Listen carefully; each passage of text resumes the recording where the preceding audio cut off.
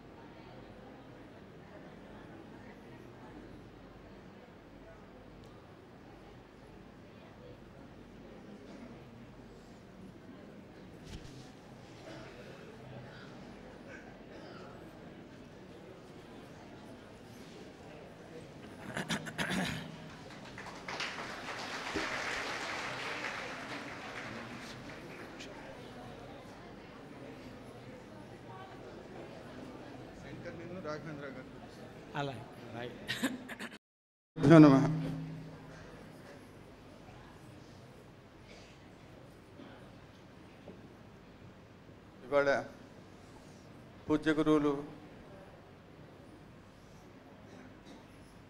వారు సర్వకాలాల్లోనూ దర్శించేటువంటి కామాక్షిదేవిని మనందరికీ కూడా గోచరమయ్యేలాగా చేశారు. వారి అనుగ్రహంతో ఇవాళ పూజ ఎంత అద్భుతంగా జరిగిందో చూసిన వాళ్ళందరికీ తెలుసు, అనుభవించాం అందరం కూడా. ఇటువంటి కార్యక్రమాలు పూజ్య గురువులు మన గుంటూరుని అనుగ్రహించాలని, మన పీఠంలో పునః జరగాలని మనమందరం వారిని, అదేవిధంగా అటువంటి ప్రేరణ వారికి కలిగించాలని ఆ శారదా పరమేశ్వరిని ఆదేశించాలని జగద్గురు భారతీతీర్థ మహాస్వామి వారిని మనం మనసారా ప్రార్థన చేసుకుందాం. ఈ రోజున ఇంకొక ఇద్దరు విశిష్టమైనటువంటి వ్యక్తులు మనకి ఇక్కడికి వచ్చి ఉన్నారు. అటువంటి సత్పురుషుల్ని చూస్తేనే మనకి ఎంతో పుణ్యం. అనేక సార్లు మీరు వినుంటారు పెద్దల ద్వారా. అందులో ఒకరు శంకర్ గారని కంచి, మీరు చూశారు వారిని గతంలో. వారి కుటుంబం కంచి పీఠానికి, కంచి పరమాచార్య వారికి విశేషమైనటువంటి సేవ చేసి వారి పూర్ణమైనటువంటి అనుగ్రహాన్ని పొందినటువంటి కుటుంబం. ఆయన పూజ్య గురువుల ప్రవచనాలు విని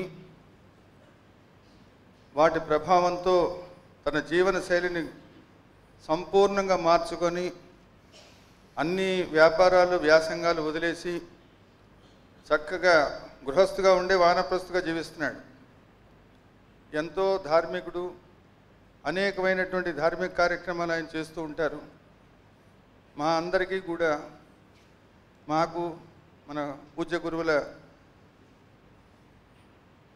కుటుంబం అంటే భక్తులు వారు చెప్పారు, మన వసుదైక కుటుంబం.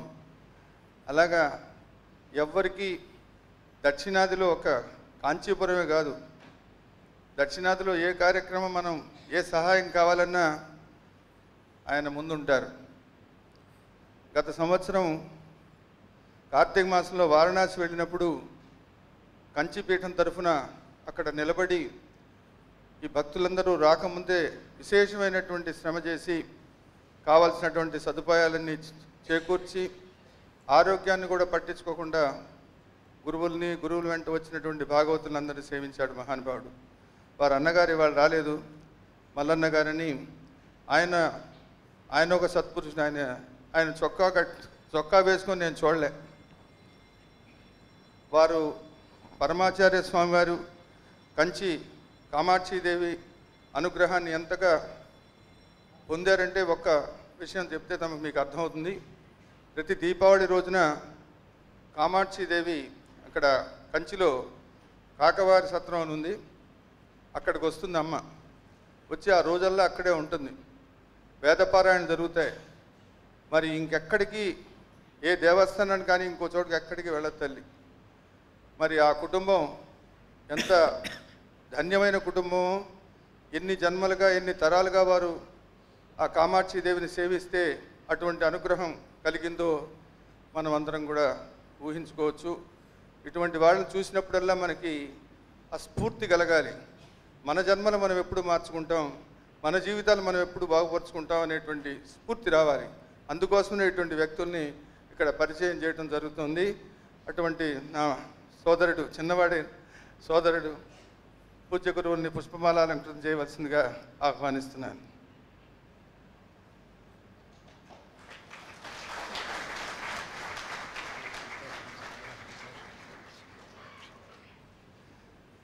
ఇంకొక మహానుభావుడు శ్రీ రాఘవేంద్రరావు గారు.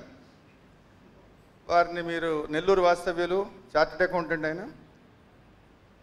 అది పూజ్య గురువులకు ఎందుకో చార్టెడ్ అకౌంటెంట్స్ అంతా ప్రీతి అయిపోయారు. అందరూ ఎవరి లెక్కలు చూస్తున్నారో వాళ్ళు నాకు తెలియదు. కానీ రాఘవేంద్రరావు గారిని ప్రతినిత్యం మీరు అందరూ చూస్తుండే ఉంటారు, ప్రపంచం అంతా చూస్తున్న వారిని. భక్తి టీవీలో గురువుగారి ప్రోగ్రామ్స్ అన్నీ స్పాన్సర్ చేస్తుంటారు. వారు స్పాన్సర్డ్ అన్న దాంట్లో మీరు రోజు వారి ఇది పడుతుంటుంది. గురువుగారు నెల్లూరు వెళ్తే అక్కడ ఎంతో అద్భుతమైనటువంటి కార్యక్రమాలు నిర్వహిస్తారు. వారు ప్రతి నెల కూడా అక్కడ వారు అందరూ కూడా కొంతమంది వారు స్నేహితులతో కలిసి ఒక సంఘం, ప్రతి మహాశివరాత్రి కదండి, భారద్వాజ రుద్రాభిషేకం, ప్రతి నెల ఒక్కొక్కరింట్లో ఆ రుద్రాభిషేకం చేయిస్తారు. గురువుగారు అక్కడికి వెళ్ళినప్పుడు అత్యంత ప్రీతిపాత్రులు అయ్యారు వాళ్ళు. అటువంటి రాఘవేంద్ర గారు వాళ్ళు ఇక్కడికి వచ్చున్నారు. వారిని కూడా పూజ్య గురువుల్ని పుష్పమాల అలంకరణ చేయాల్సిందిగా కోరుకుంటున్నాను.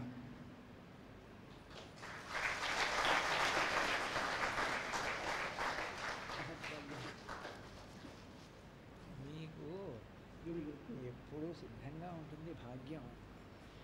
ఈ ట్యాక్స్ సంబంధించిన వాళ్ళును చార్టెడ్ అకౌంటెంట్లు అందరూ అంతేవాసిత్వం పొందడానికి కారణం భక్తి పన్ను వసూలు చేస్తున్నారు ఇప్పుడు. మీకు పూజ్య గురువులకి మధ్య నేను ఆటంకం కాకుండా గురువు గారిని ఈరోజు ప్రవచనం ప్రారంభం చేయాల్సిందిగా ప్రార్థిస్తాను. ప్రార్థనా శ్లోకం చేస్తే మళ్ళీ భగవత్ సంబంధమైన విషయం ఒకటే మాట్లాడవలసి ఉంటుంది. అందుకని ప్రార్థనా శ్లోకం చేయకముందే నేను ఒక విషయాన్ని ప్రస్తావించవలసి ఉంటుంది. కొంచెం అరుదుగానే ఇటువంటి విషయాలు నేను సభల్లో ప్రస్తావిస్తాను. అవి నా మనసులో ఉండేవే తప్ప సభాముఖంగా ప్రస్తావన చెయ్యను. ఎందుకంటే ఒక్కటే కారణం, సభాముఖంగా ప్రస్తావన చెయ్యవలసినటువంటి అవసరాన్ని కోరుకోరు కాబట్టి నేను ఎవరి గురించి మాట్లాడుతున్నానో ఆ వ్యక్తులు. నిజంగా లోకంలో ఒక విశేషం ఉంది, ఏమీ లేనివాడికి కూడా గర్వం ఉంటుంది. అన్నిటినీ మించి గర్వం, విపరీతమైన అతిశయం ఎవరి యందు ఉంటుంది అంటే, కొంచెం 4 రూపాయలు ఉన్నాయనుకోండి, పట్టపగ్గాలు ఉండవు, ఎవరిని లెక్క పెట్టరు వాళ్ళు. చాలా అహంకారం. భాగవతంలో కూడా అదే ప్రతిపాదన చేస్తారు.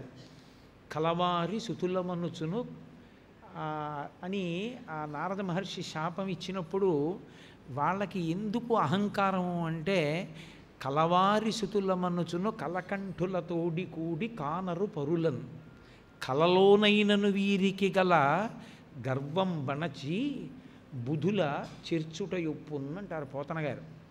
అది విరిగిపోవాలి అంటే మంచి వాళ్ళతో చేర్చాలి, అందుకుని శాపం ఇస్తున్నాను అన్నారు.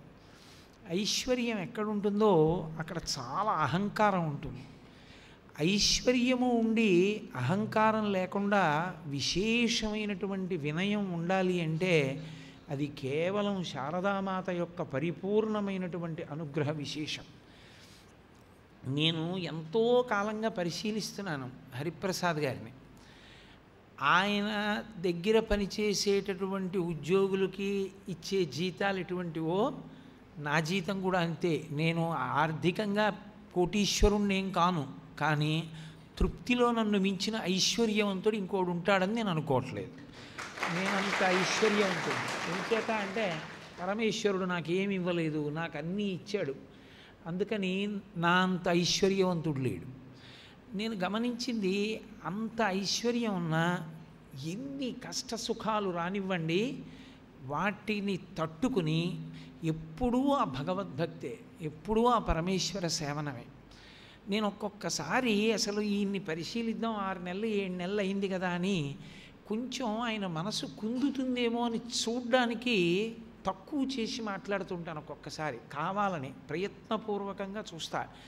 ఎందుకంటే 6 నెలలు అయింది కదూ ఈ మధ్య కలిసి, నేనేదో కార్యక్రమాల్లో ఉన్నాను. ఇప్పుడు ఎలా ఉంది ఈయన స్థితిలో, ఏమైనా మార్పు ఉందా, మనం పూర్వంలా ఉండొచ్చా దగ్గరగా అని చూస్తూ ఉంటాను. ఒకనాటికి ఆయన భక్తిలో పెరిగారు. నేను సభాముఖంగా ఈ మాట అనకూడదు, పాపం వారి భార్య గారు శరీరత్యాగం చేశారు. అది ఆ వయస్సులో ఏ పురుషుడికైనా చాలా కష్టం దాన్ని తట్టుకోవడం. అందున హార్ట్ బైపాస్ సర్జరీ అయింది. ఇన్ని అయినా ఆయన భక్తిలో ఎక్కడ కించిత్ వైక్లభ్యాన్ని నేను చూడలేదు. అదే భక్తి, అదే వినయం. నాకు నిజంగా ఇవాళ చాలా బాధేసింది. ఒక సందర్భానికి ఆక్సిజన్ గొట్టాలు ముక్కులో ఉన్నా సరే వీల్ చైర్ మీద వచ్చేది ఆ పిచ్చి తల్లి. వచ్చి ఆ దంపతులు ఇద్దరూ కలిసి ప్రతి పూజ చేసుకునేవారు. ఎంత సంతోషం! అలా ఉన్నాను అని చెప్పి ఆవిడ రాననేది కాదు, ఏదో రవికిల బట్ట పెట్టుకు చేసేద్దరు అనేది కాదు. ఆవిడ అలాగే వీల్ చైర్లో వచ్చేవారు. నాకన్నా మీకే బాగా తెలుసు. అలాగే స్టేజ్ ఎక్కించేవారు. అన్నిటికన్నా ఆశ్చర్యం, కాకినాడ రోడ్ల మీద ప్రొసెషన్ చూడడానికి ఆక్సిజన్ గొట్టాలతో వీల్ చైర్లో వచ్చారు ఆవిడ. అంటే మనిషి యొక్క భక్తి బాగా ప్రకటనమయ్యేది ఎప్పుడంటే అన్ని పరిస్థితులు అనుకూలంగా ఉన్నప్పుడు కాదు, విశేషమైన ప్రతికూల పరిస్థితుల యందు కూడా భగవంతుని పాదములు విడవకుండా నిలబడగలగడం చాలా గొప్ప విషయం. అది నోటి మాటతో చెప్పేది కాదు. ఎన్ని పూజలు చేశాం, ఎన్ని హోమాలు చేశాం, పీఠానికి ఎంత ఇచ్చాం, ఎన్ని కోట్లు ఖర్చు పెట్టాం పీఠానికి, శృంగేరి పీఠానికి ప్రతి సంవత్సరం ఎన్ని కోట్లు ఇస్తున్నారు ఆయన, ఏమి మనకు కలిసి వచ్చింది. ఒక్కనాడు ఆక్సిజన్ గొట్టాలు ముక్కులో లేకుండా ఆయాస పడకుండా కడుపు నిండా అన్నం తిని మీ వెనకాల నడిచి నేను రాగలుగుతున్నానా? ఆ కుర్చీలో కూర్చుని తోసుకొస్తే వస్తున్నాను. ఎందుకండి ఈ పూజలు అని ఆవిడ అనొచ్చు. ఆవిడ అనలేదు. ఇదే ఇలా ఉండడం నా పురాకృత పాపం పోతోంది. నేను పరమేశ్వరుడి పాదాలు విడిచిపెట్టకూడదని నేను ఈ మాట నాకు కడుపులో జీర్ణం అవ్వక మీతో ఇవాళ పంచుకుంటున్నా. ఆవిడ శరీరం విడిచిపెట్టేసే ముందు ఆవిడకి రావలసినటువంటి కొన్ని లక్షల రూపాయలు, ఆవిడ యొక్క అంతిమ కోరిక ఏమిటి అంటే శారదా మూల విరాట్కి, శారదా ఉత్సవమూర్తికి బంగారు జడలు చేయించి 3 పేటలు వజ్రాలు పొదిగినటువంటి హారాలు చేయించమని చెప్పి ఆ తల్లి వెళ్ళిపోయింది.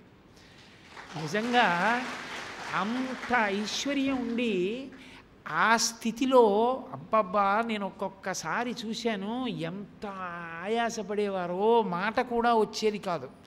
సాధారణంగా చిన్న తేడా వస్తే ఏమా పరమేశ్వరుడు మన ఇలా చేశాడు అంటాం.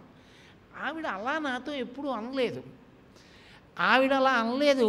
ఆవిడ అలా అంత కష్టపడి వెళ్ళిపోయింది, ఎందుకండి నాకు ఈ పూజలు అని ఆయన అనలేదు.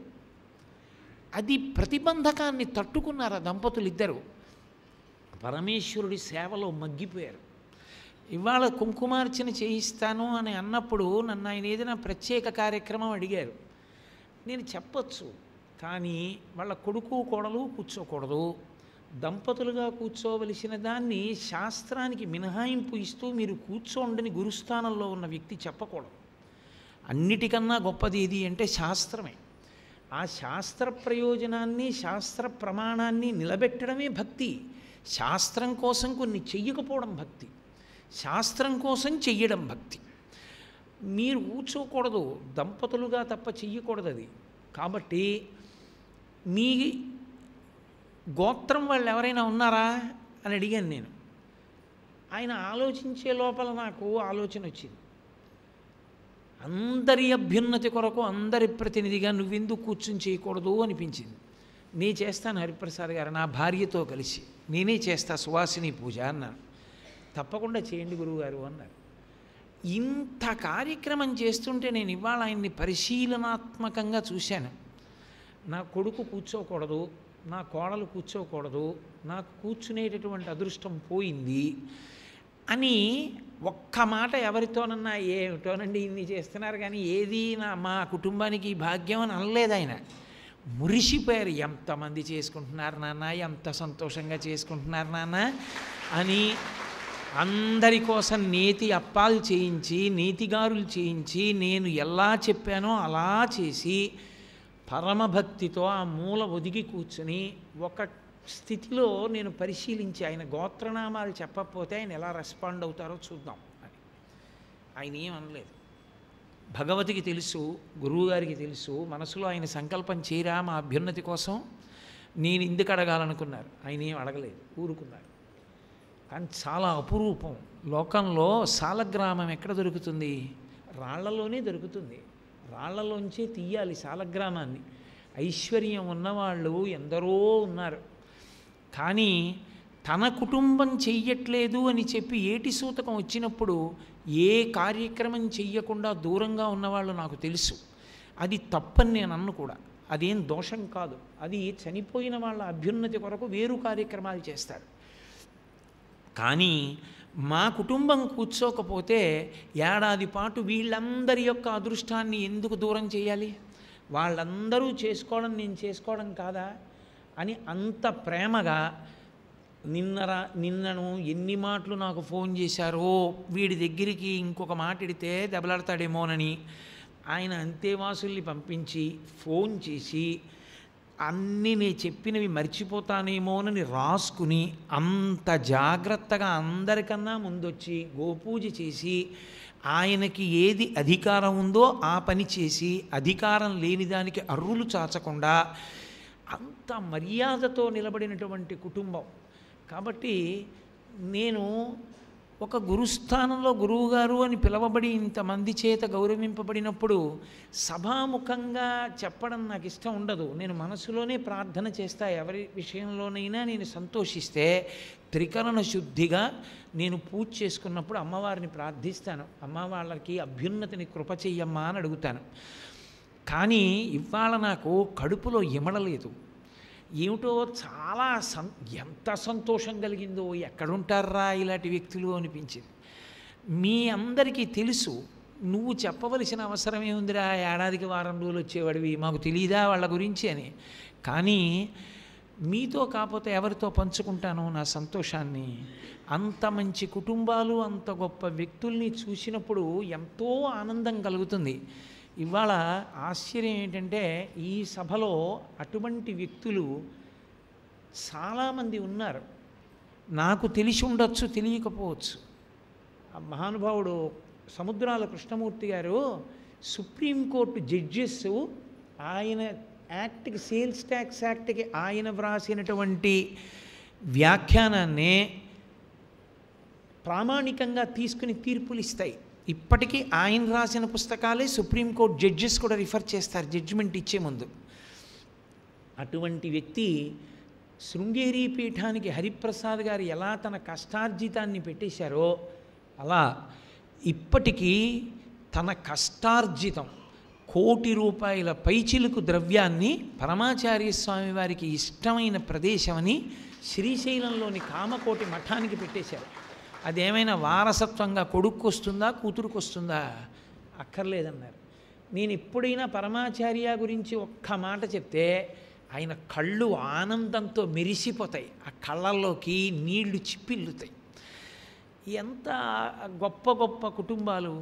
ఎన్ని శారదా నవరాత్రులు చేస్తే అబ్బో ఎంత వైభవోపేతంగా చేయిస్తారో. ఒక వేద పాఠశాల నడుపుతూ ఎంతమంది వేద విద్యార్థుల్ని తయారు చేస్తున్నారో, ఎంతమందికి భోజనం పెడుతున్నారో. మా శంకర్ గారు ఇవాళ ఆయన స్థితిని చూస్తే నాకు సిగ్గేస్తుంది. ఉపన్యాసాలు చెప్పడమే కానీ వాళ్ళ ఆచరణ నాకేది, వాళ్ళలా స్వార్థత్యాగం నాకేది. శంకర్ గారైతే తన పొలంలో పుట్టల దగ్గర రోజు నూకలు వేయిస్తాడు అక్కడ ఉన్న చీమలు తినడానికి. మామిడి తోట అమ్మేస్తే 10వ వంతు ఎవరు ముట్టుకోకూడదు కొనుక్కున్న వాళ్ళు. వాటి కోసం పక్షులు వస్తాయి. పక్షులు వచ్చి ఆ మామిడికాయలు మామిడి పళ్ళు తింటాయి. అందులో ఒక్క కాయ తన ఇంటికి కూడా పట్టుకెళ్ళాడు. తన దగ్గర పని చేయడానికి వచ్చినటువంటి పాలేరు చాలా కాలం పనిచేసిన తర్వాత రేపు వాడి కూతురు పుడితే ఆ కూతురు పెరిగి పెద్దదైతే శంకర గారి దగ్గర పనిచేశాను, 30 ఏళ్ళు చేశాను, కూతురు పెళ్లి చేయడానికి రూపాయి లేదనుకుంటాడేమో. అంటే ఆయనకి అంత దీర్ఘదృష్టి. ఏమో 30 ఏళ్ల తర్వాత ఆ పిల్ల పెళ్లి వేల్టికి నేను ఉండి అక్షతలు వేస్తే మంచిదే, ఇంకొకలా ఉన్నా ఆ పిల్ల పెళ్ళికి అభ్యంతరం రాకూడదు.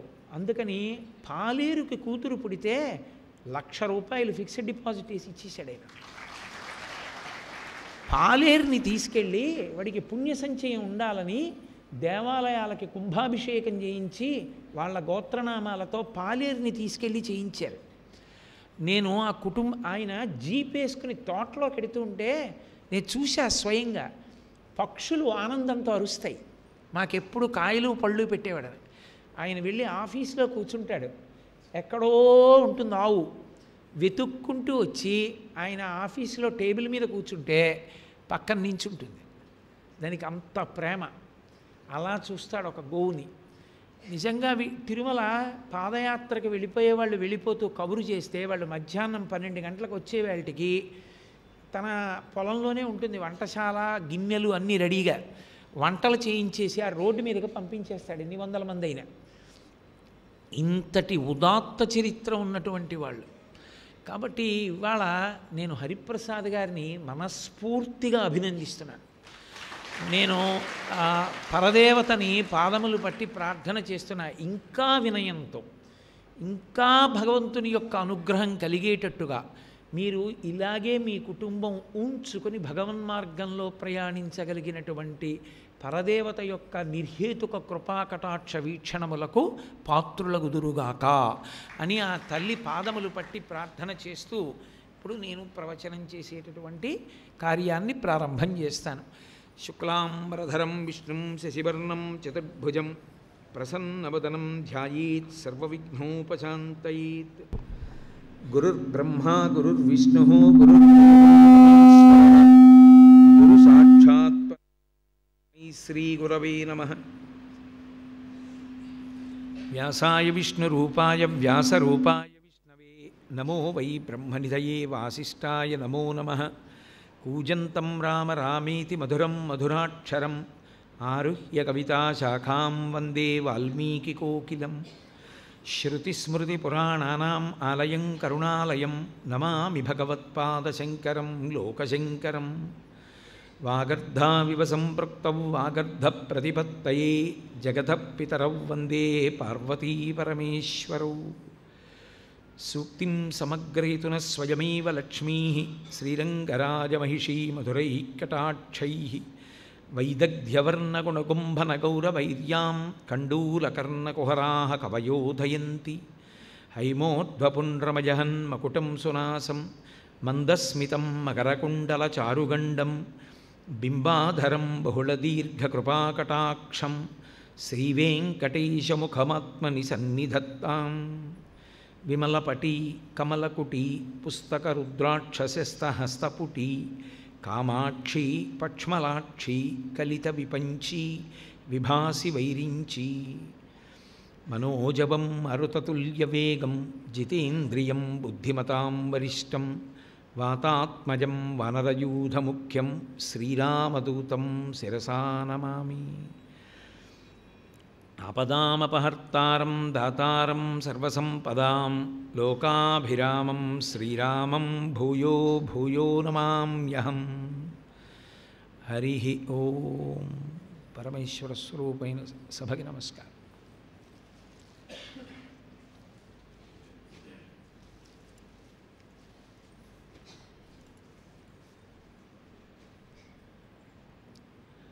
కాళాంబోదే శశిరుచిదలం కైతకం దర్శయంతి మధ్యే సౌదామిని మధులిహాన్ మాలారాజయంతి.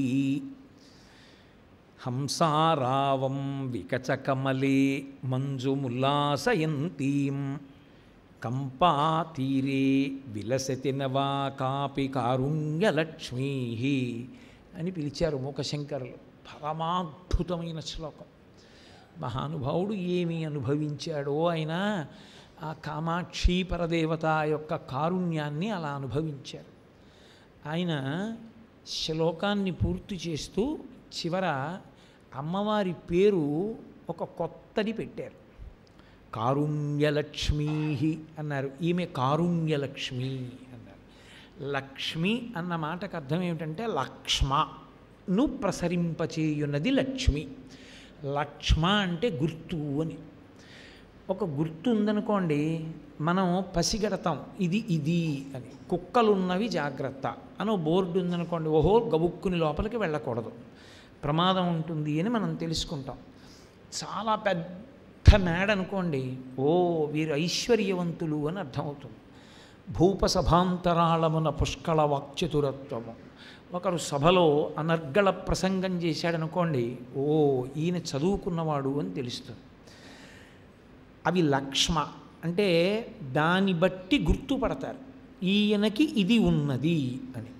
ఒక ఆయన చక్కగా పదార్థాన్ని కడుపు నిండా ఎక్కువ తీసుకోగలిగాడు అనుకోండి, ఓ పరమేశ్వరుడు ఈయనకి మంచి జీర్ణశక్తిని కృప చేశాడు. లక్ష్మ వలన లక్ష్మి అవగతమవుతుంది. ఆ లక్ష్మ గుర్తును చెప్తుంది ఆవిడ, గుర్తుని బట్టి తెలుస్తుంది. ఆ లక్ష్మి కారుణ్యలక్ష్మీ దయాస్వరూపిణి అయి ఉన్నది. దయ ఎవరి మీద చూపించాలి? ఎవడు అందుకోవలసిన విషయం గురించి తెలిసి ఉన్నా అందుకోలేకపోతున్నాడో వాడి పట్ల దయ చూపించవలసి ఉంటుంది. వాడికి చదువుకుందామని ఉంది, కానీ వాడికి అర్థం కాదు ఒక మాట చెప్తే. ఒక తరగతి గదిలో ఒక మాట 2 మాటలు చెప్తే వాడికి అర్థం కాదు. అదే విషయాన్ని 10 మాటలు చెప్తే వాడు పట్టుకుంటాడు. ఇప్పుడు ఉపాధ్యాయుడు దయ కలిగిన వాడు అనుకోండి, అరే పాపం వీడికి ఇంకొక 4 మాటలు చెప్పాలి. పూర్వం ఉపాధ్యాయులు అలా ఉండేవారు, ఇప్పటికీ ఉన్నారు మహాత్ములు, లేరని నేను అన్ను. కాబట్టి వాళ్ళు అనేవారు, రే సాయంకాలం ఇంటికి రా అని ఇంటికి తీసుకెళ్ళి స్నానం చేసి వాళ్ళ అనుష్ఠానం అయిపోయాక మళ్ళీ చెప్పేవారు పాఠం ఇంకో 2-3 మాటలు. ఎందుకని? వీడు వృద్ధిలోకి రావాలి. ఎందుకు చెప్పాలైనా? ఆయన అలా చెప్పాలని నియమమేం లేదు. ఆయన తరగతి గదిలో ఒక మాట చెప్తే చాలు. మరి ఎందుకు చెప్పాడు? దయ. అరే వీడికి ఇంకొక 4 మాటలు చెప్తే పట్టుకుంటాడు. వీడు అందరిలా ఒక మాట 2 మాటలకు పట్టుకోలేడు, దయచేత చెప్పాడు. దయ. ఆవిడ కారుణ్యలక్ష్మీ. కారుణ్యలక్ష్మి ఉందిట. ఎక్కడ? కాంచీతీరే, కంపాతీరే. కంపానది ఒడ్డున ఉందిట. కంపానది ఎక్కడుంది? కాంపాతీరే విలసతి నవాకాపి కారుణ్యలక్ష్మీ. అది శ్లోకం. అది ఆ శ్లోక రచనలో ఉన్న గొప్పతనం. ఊరు పేరు ఎక్కడైనా చెప్పారా? నది పేరు చెప్పారు. ఇదో విచిత్రం. క్షేత్రాన్ని చెప్పేటప్పుడు, దేశకాల సంకీర్తనం చేసేటప్పుడు మనం శ్రీశైలాన్ని ఎప్పుడూ కూడా ప్రధానంగా తీసుకుంటాం. ఒక పర్వతాన్ని ప్రధానంగా తీసుకుంటారు, తీసుకుని చెప్తారు. శ్రీశైలస్య ఈశాన్య దిగ్భాగే. తిరుపతిలో ఉన్నారనుకోండి, శ్రీశైలస్య ఆగ్నేయ దిగ్భాగే అంటారు. శ్రీశైల పర్వతానికి ఎటున్నారు మీరు అన్నది ప్రమాణం దేశకాల సంకీర్తనంలో. అంటే ఆ క్షేత్రం ఎంత గొప్పదో మీరు ఊహించాలి. చెప్పి మీరు ఎప్పుడైనా సరే ఏ ఊర్లో ఉన్నారు చెప్పేటప్పుడు ఏ నదుల మధ్యలో ఉన్నారో చెప్తారు. గంగా గోదావరియో మధ్యదేశే స్వగృహే సమస్తదేవతా బ్రాహ్మణ హరిహర సన్నిధౌ అస్మిన్ వర్తమాన వ్యవహారిక చాంద్రమానేనా అంటాను నేను మా ఇంట్లో ఉంటే. లేదు గుంటూరులో ఉన్నాననుకోండి, గంగా గోదావరియో మధ్యదేశే అనొచ్చు. ఈ గోదావరి ఇంకా వెనక్కి కూడా ప్రవహిస్తోంది, అందుకని గంగా గోదావరియో మధ్యదేశే అంటే దోషమేం రాదు. లేదా గంగా కృష్ణవేణ్యో మధ్యదేశే అన్నా కూడా ఏమీ దోషం రాదు. ఏ నదుల మధ్య ఉన్నాం చెప్తాం. నదికి అంత ప్రాశస్త్యం ఉంది. నది గురించి తెలియకపోతే వేదంలో దోషం జీవితం. వేదంలో అత్యంత కృతజ్ఞుడైన వాడి కింద ఎవరిని లెక్క పెడతారో తెలుసా? తాను ఏ నది నీళ్లు తాగి బతుకుతున్నాడో, తాను ఏ నదీ నీటి వలన వచ్చిన అన్నాన్ని తింటున్నాడో, ఆ నది యందు స్నానానికి వెళ్లకుండా ఎప్పుడూ ఇతర క్షేత్రముల యొక్క నదుల యందు స్నానం చేసేవాడిని కృతజ్ఞుడి కింద స్వీకరిస్తుంది ఆ నది. మీరు కాశీ వెడుతున్నారనుకోండి, ముందు కృష్ణానదిలో స్నానం చేసి కాశీ వెళ్ళాలి తప్ప మీరు ఇంకొకలా వెళ్ళకూడదు. నేను ఒకనకొకప్పుడు కాశీ పట్టణానికి వెడుతూ సమయం లేదు, గోదావరిలో స్నానం చేయాల్సి వచ్చింది. అది శవాలు రేవు, తర్వాత తెలిసింది అది శవాలు నీటిలో స్నానం చేయించే రేవది. నేను అక్కడ స్నానం చేసి వెళ్ళాను కాశీ. గోదావరి స్నానం చెయ్యకుండా గంగా స్నానానికి వెళ్ళకూడదు, వేదం చెప్తోంది. నువ్వు ఏ నీటిని తాగుతున్నావో, ఏ అన్నం తింటున్నావో ఆ నదిని విడిచిపెట్టి ఇంకొక నదిలో స్నానం చేసి నేను గంగా స్నానం చేశానంటే ఈ నది శపిస్తుంది. నువ్వు ధూర్తుడవు. తెల్లవారితే తాగేది తింటున్నది నా ప్రసాదం, నా గురించి నీకు స్పర్శ అక్కర్లేదంటుంది. ఎవడు ఎక్కడున్నాడో, ఏ నది పేర్లు చెప్తున్నాడో, దేనికి దగ్గరగా ఉన్నాడో ఆ నదీ దర్శనం చెయ్యాలి. శ్రీరామాయణంలో ఒక నది దగ్గరికి వెడితే అసలు ఎలా ప్రవర్తించాలో చెప్తాడు విశ్వామిత్రుడు. చిత్రం ఏమిటంటే మూకశంకరులకి నదుల పట్ల ఉన్న గౌరవం. కాంచీ అన్న మాట తప్పకుండా ఉంటుంది శ్లోకంలో. మూకశంకరుల శ్లోకాల్లో, మూక పంచశతిలో 95% శ్లోకాల్లో కాంచీ అన్న మాట ఉంటుంది. ఎందుకంటే స్తోత్రం అంతా కామాక్షీపరం అది. కాబట్టి కాంచీ కామాక్షి రెండు మాటలు వదిలిపెట్టరు ఆయన. ఎదురుగుండా నిలబడింది కామాక్షి, పలుకుతున్నది కామాక్షి, ఆ పేరు లేకుండా ఎలా ఉంటుంది? కాబట్టి కంపాతీరే విలసతి, కంపాతీరమునందు వెలిసింది ఒక ఆవిడ. ఎవరు? విలసతి నవా కాపి కారుణ్యలక్ష్మీ. నవా కొత్తగా వచ్చిందో కారుణ్యలక్ష్మి అన్నారు.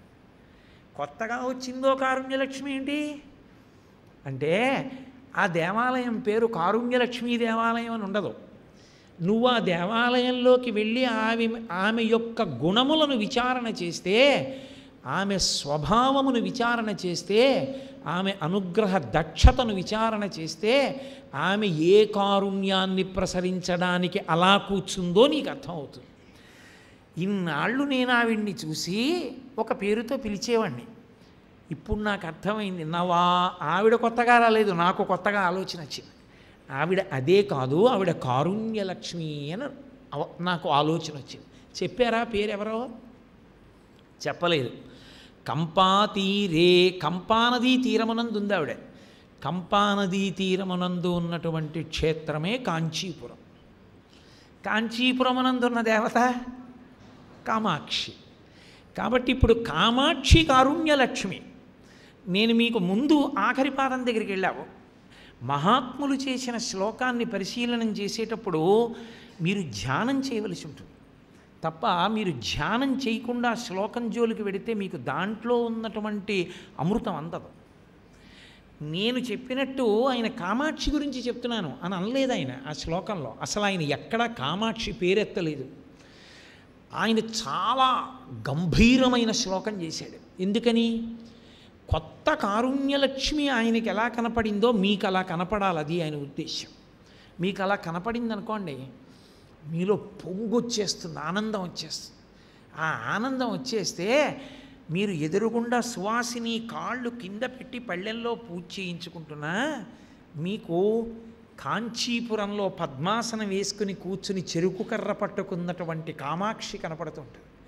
అప్పుడు మీరు పువ్వులు తలమించి పడేటట్టుగా ఇలా వేయకుండా మీరు ఉండలేరు. మీ కళ్ళలో కామాక్షే కదులుతూ ఉంటుంది. అలా మీకు అనిపించాలి అంటే మీరు శ్లోకము మీద ధ్యానం చెయ్యాలి. అది ఆ శ్లోకాల గొప్పతనం. అందుకే కంపాతీరే విలసతి నవా కాపి కారుణ్యలక్ష్మీ. ఎవరావిడ? ఎవరా కారుణ్యలక్ష్మి? కామాక్షి. కాసేపు వదిలేయండి, మర్చిపోయారనుకుంటున్నాను మీ అందరూ. ఎవరో ఇప్పుడు వినండి. మళ్ళీ మొదటి పాదం దగ్గరికి రండి. చివరి పాదం దగ్గర విషయం దేని గురించి చెప్తున్నారు అక్కడ చెప్పారు. ఒక్కొక్కసారి మొదటి పాదంలో చెప్తారు, ఒకసారి 2, 3, 4, ఒక్కొక్కసారి శ్లోకం అంతా మీకేం తెలియదు అనుకుని మీరు ధ్యానం చేయాలి.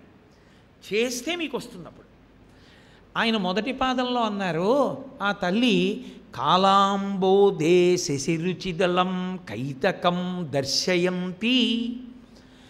ఆవిడ కారుణ్యం ఏమిట? ఆవిడ ఒకటి చూపిస్తోంది అన్నారు. అది కారుణ్యం.